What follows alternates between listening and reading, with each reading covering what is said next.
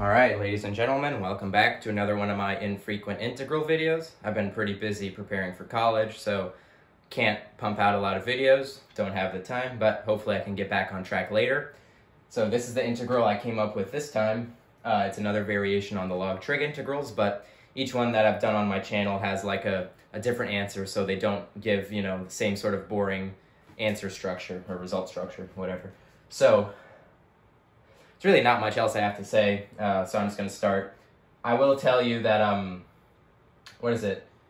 it's like usually pretty difficult to work with mixes of polynomial functions, well, x, it's barely a polynomial, and log trig stuff, because obviously if you can't use integration by parts, it's like you're kind of screwed.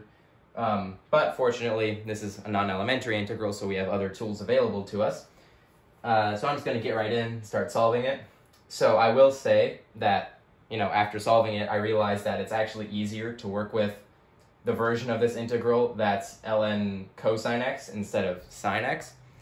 But I chose to do this integral as the target integral just because the result, I think, is slightly nicer because one term is positive instead of negative, whatever. So I'm just going to start off, if I can find my marker. Found my marker. I'm going to start with a phase shift so that we can get that ln cosine x term I was talking about.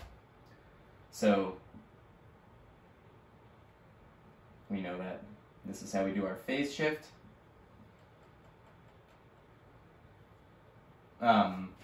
So yeah, we know how the bounds are going to change. We start with pi by 2 up here, so that means our new top bound is going to be 0. And when our bottom bound is 0, we know our bottom bound over here is going to be pi by 2, but the negative from the differential element lets us switch it. So remember, x goes to pi by 2 minus x, so we have pi by 2 minus x times ln, and of course sine pi by 2 minus x is cosine x. That was the whole point. Okay, nice. So now we can start distributing stuff. So notice that this is just a constant, so when we multiply it by this term, we just integrate this term from 0 to pi over 2, which is the famous log trig integral, which is minus pi by 2 ln 2. So let's just multiply that by pi by 2, so that'll give us minus pi squared, it's a bad 2. Minus pi squared ln 2 over, should be 4. Yeah, and then we have minus the integral from 0 to pi by 2, yeah, and then x ln cosine x dx. Okay, so here there's really not much else you can do. There's only like a couple options, and when I first tried solving this, I did it the wrong way, which I thought my strategy made sense. Basically, I pulled a 1/2 out front so that I could square the trig function that's inside of the logarithm, and then I used the power reduction formula, and then I tried to use a series there, but basically it didn't end up working out. It'd take a while for me to explain, but I don't really know why it didn't work out. Just something weird happened basically, but that's beside the point. So the only other real option we have here is to try to mess around and rewrite one of these terms and hope that leads us somewhere. So in fact, that's what we're going to do, because cosine x, of course, has its complex version, and that can sometimes make things easier to work with. So let's try that. So we know the complex version of cosine is e to the ix plus e to the minus ix all over 2. Basically, this is the reason why I wanted to work with cosine instead of sine, because then we would have had a minus and then a 2i down here, and there's just no reason to do that. Yeah, okay. So I'm going to call this I sub 1, and then we're going to split this up, because obviously we can pull out the minus ln 2 right here. So I sub 1 equals, now the minus ln 2 is just going to be a constant, and then, we're just going to be integrating x from 0 to pi over 2, so that's obviously we're going to have that ln2 term, the minus ln2 term, then a 1/2 from when we integrate x, and then a pi over 2 quantity squared. So that's going to give us minus pi squared, then we have ln2, and then an 8 in the denominator, since we have the 1/2 and then the 2 that's getting squared in the denominator. Yeah, okay. So then we just have to add this integral.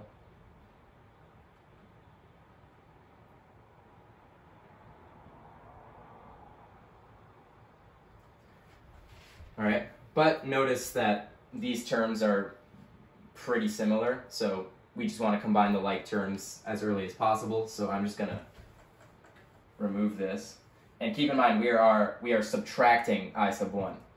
So that means we can negate all this and then add it to what's over here.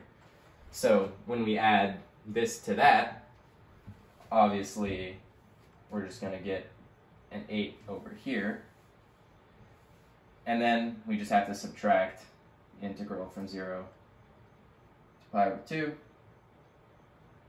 of this.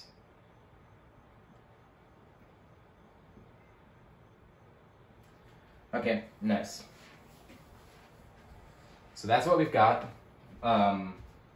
Let's call this one I sub 2. Well, actually, no, not yet. Or maybe. Anyway, so here I want to get a, like, in the argument of the logarithm, which I should have wrote as log instead of ln. What I want inside the logarithm is the structure 1 plus something or 1 minus something.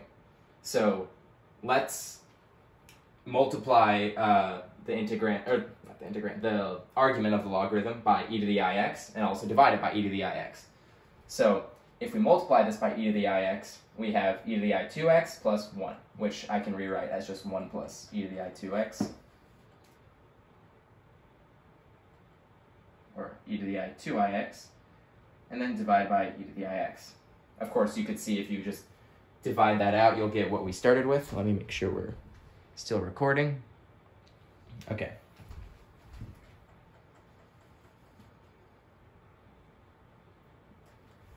So now we have to split up this logarithm again. Okay, so now let's call this I sub 2. So when we split this logarithm up, we're going to have a minus log e to the ix, which obviously the log and the e cancel, so we just have ix. So that means we're integrating ix squared from 0 to pi over 2. And keep in mind, it's going to be negative since it's in the denominator.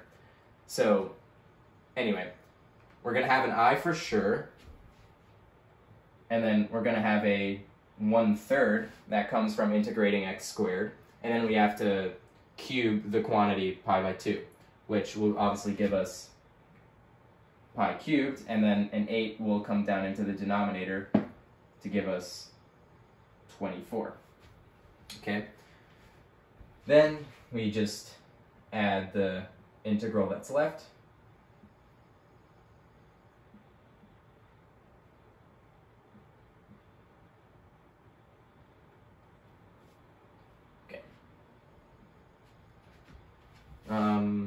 Yeah.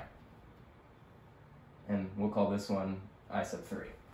So, first of all, elephant in the room, we have an imaginary term over here, which is obviously bad. So, at some point, since this integral is entirely real, that's either going to have to get canceled, that's going to have to get canceled out somehow. So, we're just going to have to be patient, and hopefully that happens. But now, let's start working with I sub 3.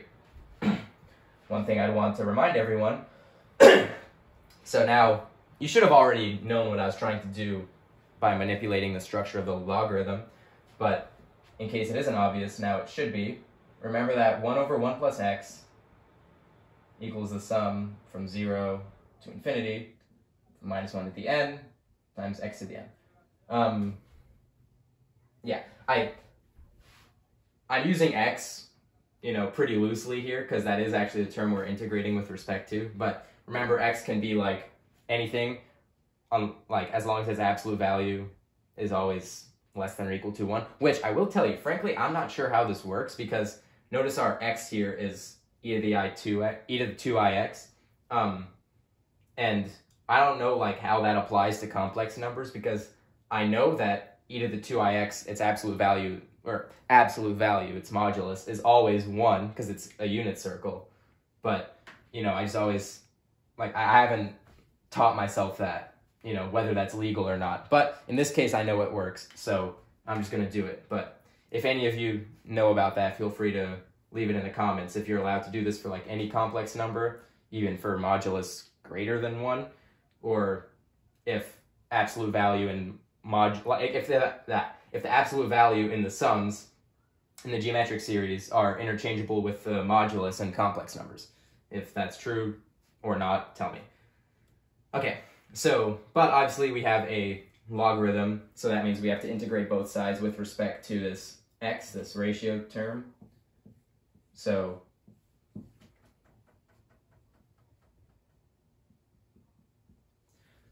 and then integrating with respect to x, just does that. And keep in mind our x here is e to the 2ix in our integral. And we can actually make this a little neater by starting the sum at 1 so that, we can do that. But keep in mind, that's going to give us a -1 over here since we shifted the index variable. So I'm just going to pull that out, stick a minus right there. Okay, so that means I sub 3 equals negative the integral from 0 to pi by 2, because remember the minus sign, of x times the sum from 1 to infinity, -1 to the n over n times, so this x to the n is actually this term to the n, which using exponent properties we know is e to the 2inx dx. So now let's switch the order of integration and summation and pull out all the necessary stuff, or pull out all the stuff that's independent of x, which is our variable we're integrating with respect to. So that means we're going to have negative the sum from 1 to infinity. Notice these two terms don't have any x's in them, so they can leave the integral.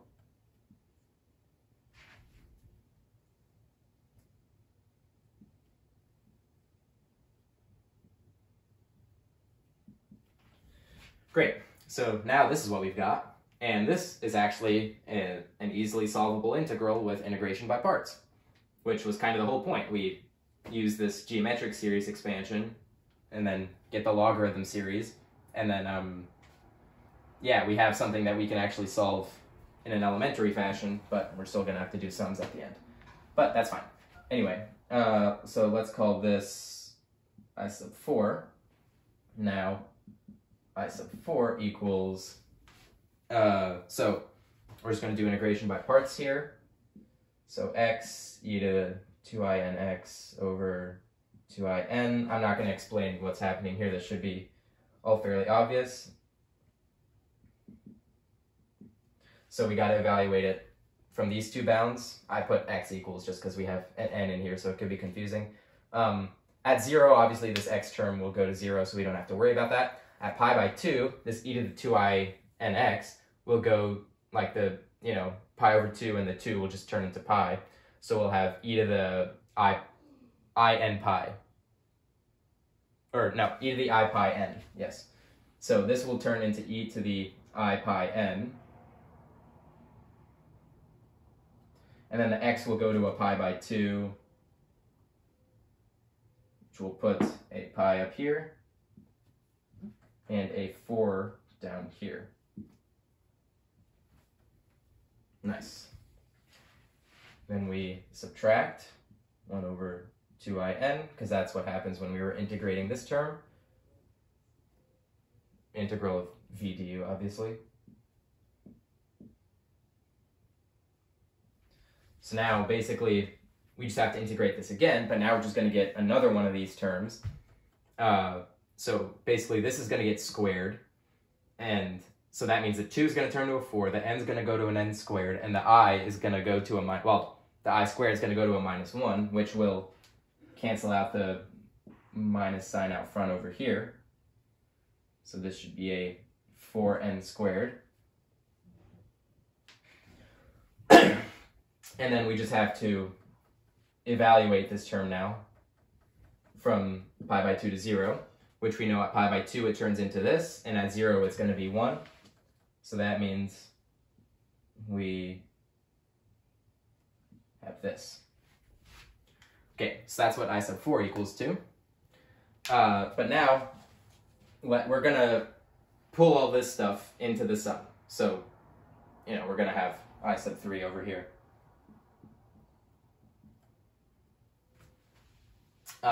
But one thing I want to make you notice before we, throw everything into the sum is we have to do something with this e to the I pi n term, which is actually very nice because it makes a lot of things cancel. If you notice, if you know exponent rules, e to the I pi n can be rewritten as e to the I pi quantity to the n. And we all know what e to the I pi is, that's just -1. So in fact, e to the I pi n is nothing more, nothing less than an alternator.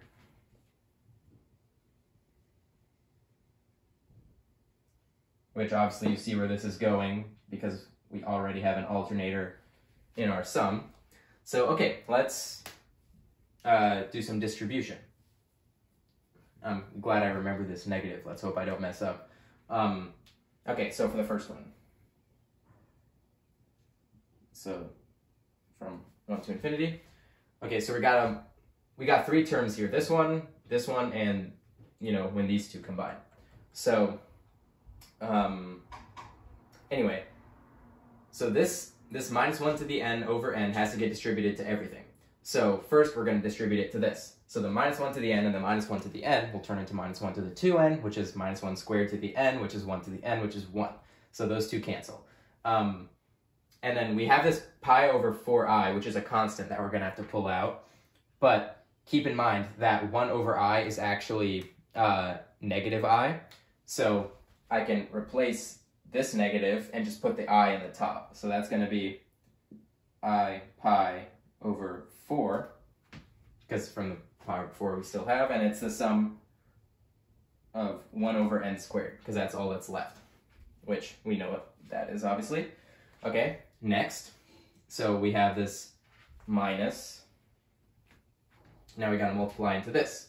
And I'm keeping this minus comes from here. This is very important, and it's very easy to forget. It's not, I definitely didn't forget that minus sign in an earlier take. Anyway, so now we multiply these two. So this -1 to the n gets pulled in here, and remember these two -1 to the n's go away. So, but all we've got is just a 1/4, which is our constant. So that's just going to be a 1/4 sum from 1 to infinity. And then we have an n squared and an n, which is just going to be 1 over n cubed. And then we got to multiply this by this term just negated, basically. So, those negatives are going to cancel. So that's going to be plus, 1 over 4.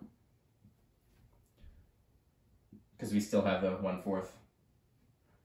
Have a -1 to the n over, so n squared gives us n cubed. Yeah. I think that does it.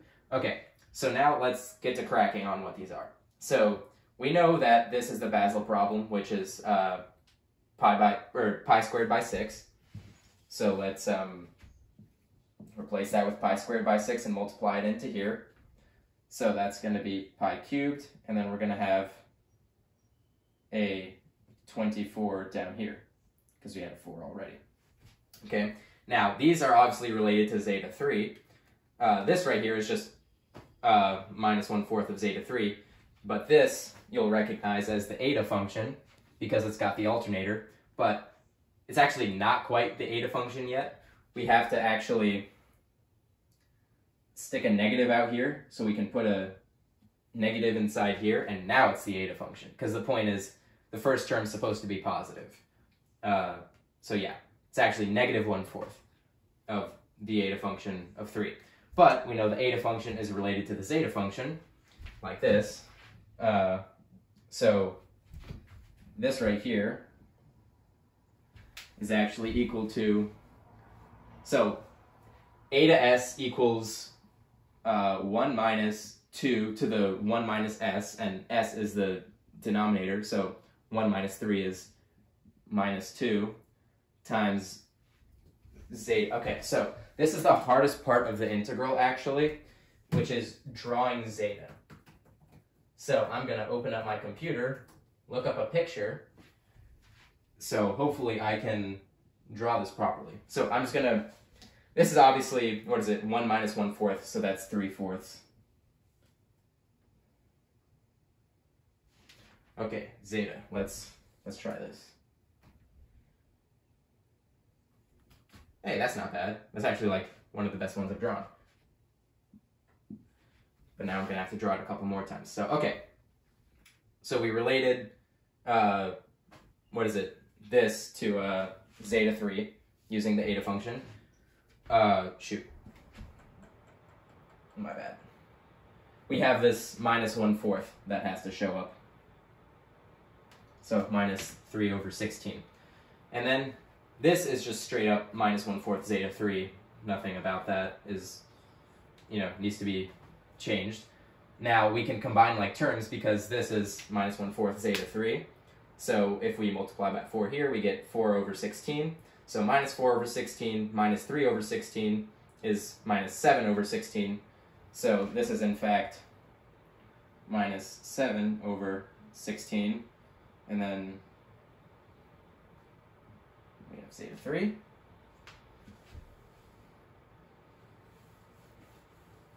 Okay, sweet. I sub 3. There. Okay, so now, since we have I sub 3, we can solve I sub 2, which is very convenient, because remember, we needed this I pi cubed over 24 to go away. Well, guess what? This one's a negative, this one's a positive. They go away. So that means I sub 2 equals, since those both go away, it's just minus 7/16 zeta 3. Yeah, I'll leave it. That's poorly drawn, but okay. Alright, so now we knew that I equals this minus I sub 2. So our final answer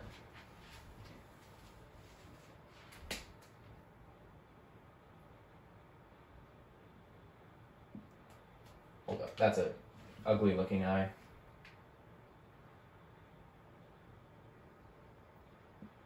Okay, so we have, what is it? So keep in mind, we're subtracting this I sub 2. So this negative is actually going to be positive.